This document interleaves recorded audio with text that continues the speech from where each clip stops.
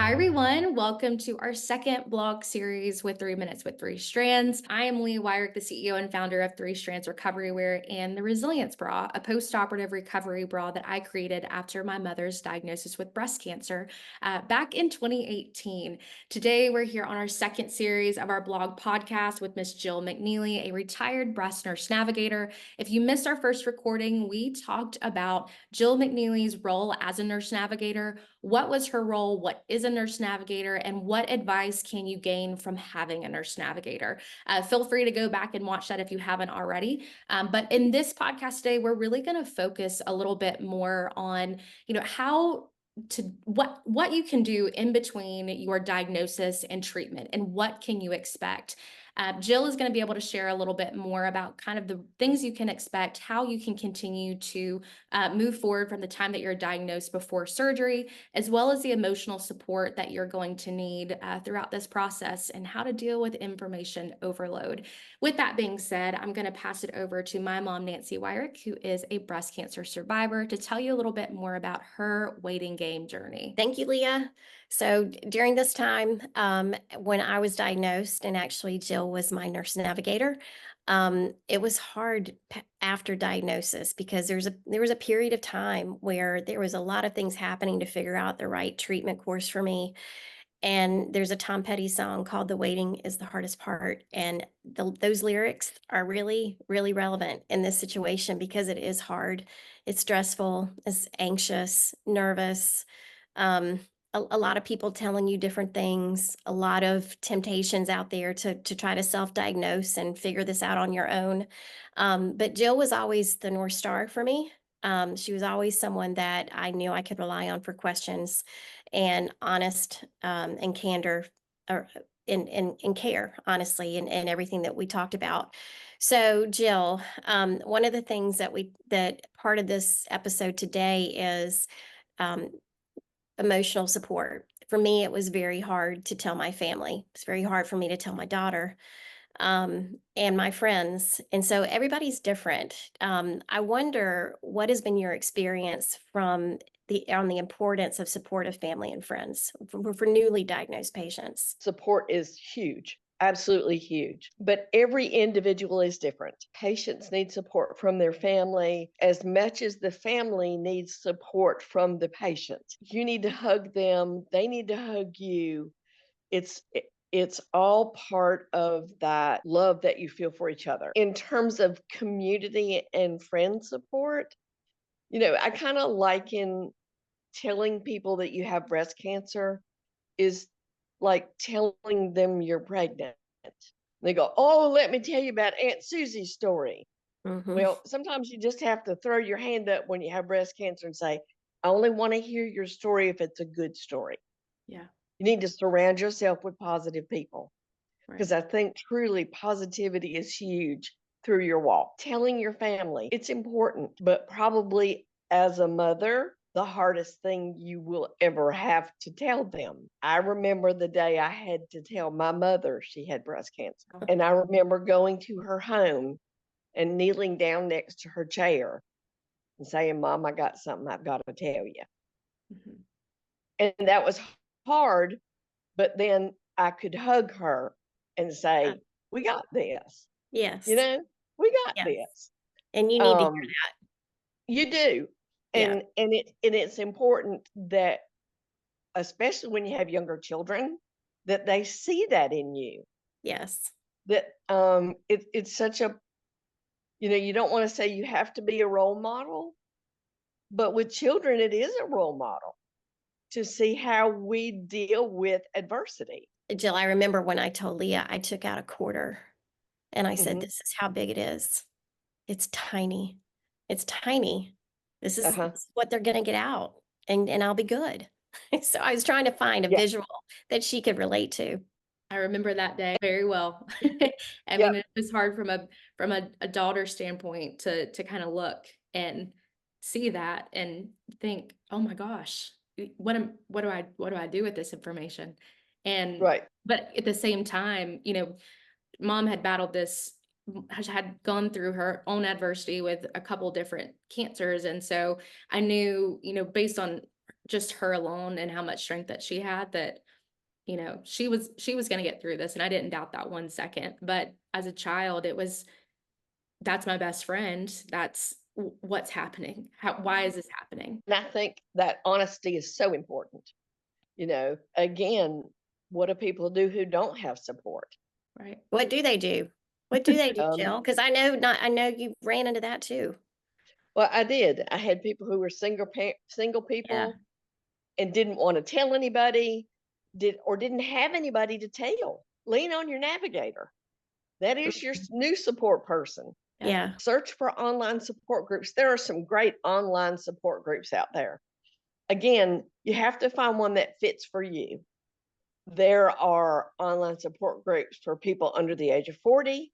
There are online support groups for all different kinds of cancers. There are educational blogs on like major medical center websites, like the one that will be here on the Resilient Bra 3 Strands website. This isn't something that 3 Strands has to do. It's something they choose to do for their community. American Cancer Society, Susan G. Komen, Living Beyond Breast Cancer, just a few. Mainly those people need to lean on their navigator. And that navigator makes sure that they reach out to those people more often. If there's someone that's on the fence there, and I know that we had talked about this a little bit, but you said, let's say you've got a patient that's on the fence between them. I really don't know if I should tell my son and daughter about my diagnosis, and I may just keep it from them. What is your biggest advice to that person? First, that's a personal decision. You don't know their history. I always think honesty is better. They're going to sense something is different, something is wrong. Mhm. My kids would come back and haunt me if I didn't tell them. But everybody's different. I think that's your source of support. Don't discount their need and your need to support each other. So what things do you recommend that patients do and not do after I've been diagnosed and I leave your office? And I know I've got some upcoming appointments, but what are some things that I should be doing during this time? Well, I think first is taking a deep breath. I always tell patients this is an emotional emergency, not a medical emergency. You've got time to make choices. And I think that's important. But Right. as you do that, you're right. There is a time lapse between diagnosis and surgery and any kind of treatment. So, in saying that, don't spend every moment online. Do check with your insurance to see what's covered, what's not covered. Do, if you're working, fill out FMLA papers. Even if you don't think you're going to need them, go ahead and get those, because those are not something that happen overnight. No, again, no, there's nothing wrong with a second opinion. If you want to see another person, get genetic counseling if you need that.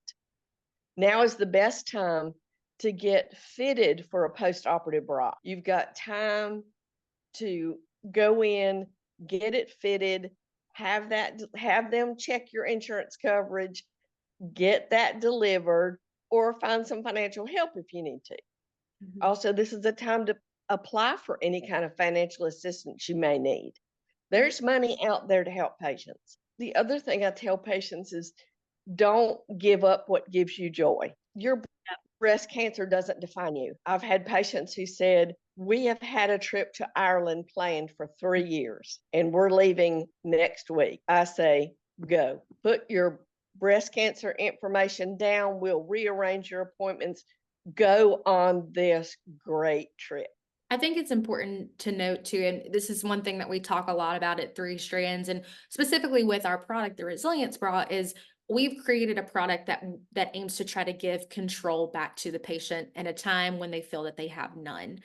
And when we're talking about, you know, the resources part of this and what can you do, and yes, getting a post-op bra is part of that, and figuring out insurance, I think in this case, it is just another way for you to take back control. It's focusing on things that are within your reach, things that you can do at this point. I know if you're anything like my mother, that she is a control freak and she likes to have everything lined up and ready to go. And I inherited that very much so. But you know, she made sure that everything was in line so that she could so that she could fight and move past this. And I know that was her mentality. And Mom, I don't know if you have any advice for, how you felt emotionally during that 30-day waiting period. But like, how did you navigate that? How did you set up everything? And what was it your key focus at that point? I think it was getting work squared away for one thing, telling people that needed to know while also keeping an element of privacy because that was important to me at the time. Um, I wish I would have been able to go and get fitted for a bra. I didn't know about it. I didn't know that's something that I should be thinking about. So, Jill, I'm glad you said that because that is something I would have done. Um, I would have loved to have known what I was going to wake up in, what I was going to recover in. I probably would have had 2 or 3 of them, honestly, um, by the time I had surgery, just because I would have liked to have known that. So, um, Leo, you are a great source of strength. And as with every woman who's been through this, you fight out of your own strength, but then you also fight for your family and those that love you and want to see you get through this. And you're going to be just fine. It's just getting there. Um, so I think, Leah, this is some really great insight, and I know we have continued up back over to you and Jill, if there's anything else that you think would be important to know during this time of waiting. I think everybody, again, is individual. This might be a time you want to meet with your pastor. Yes. You may want to connect with your church family. You don't have to announce from the rooftop that you have breast cancer because it is personal, as you said. Our breasts don't define us, but you don't want people to go, oh, she had breast surgery and look down at your chest, you know. But I also think we are totally unaware of the people around us who have been where we are right now, who Right. have been through that journey, and we had no idea. So I want to thank Jill. Thank you so much for your time in this second podcast and blog series.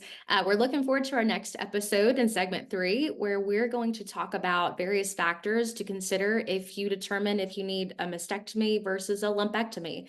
Ultimately, the decision should be made with your healthcare team, but having the knowledge that can help alleviate anxiety and just, again, give you that sense of control is really important to prepare physically and emotionally. While this series provides valuable insights and personal experiences, it is not a substitute for professional medical advice, diagnosis, or treatment. Viewers are encouraged to consult their physicians or healthcare providers regarding any medical concerns. If you have any questions or want to learn more about the Resilience Bra by 3 Strands Recovery Wear, please visit our website at www.3strandsrecoverywear.com or email us questions to info@3strandsrecoverywear.com.